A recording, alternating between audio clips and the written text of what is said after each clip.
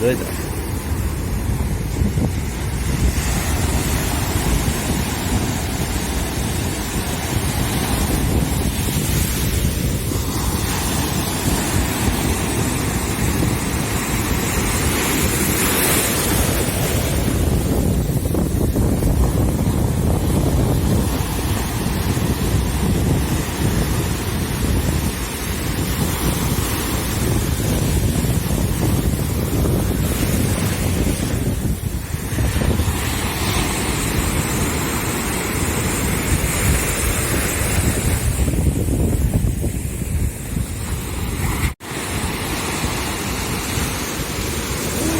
Olha aqui, ó.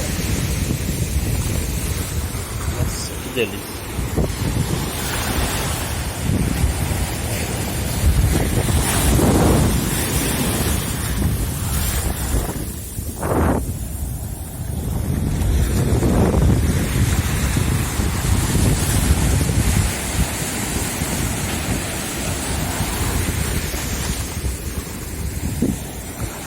Praia Grande, aqui chama Praia Grande, né?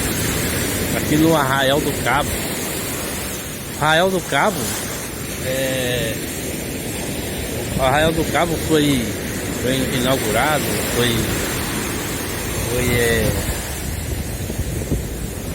fizeram, né, a parte do Arraial do Cabo em 1965, dia 13 de maio, foi fundado, né, o Arraial do Cabo.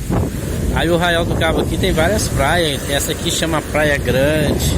Aí nós temos a Praia do Forno, que fica lá pra lá. Tem a Praia dos Anjos, tem a prainha.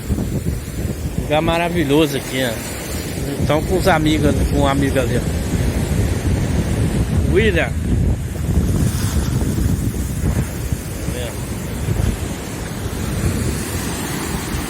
Estamos aqui andando de buggy.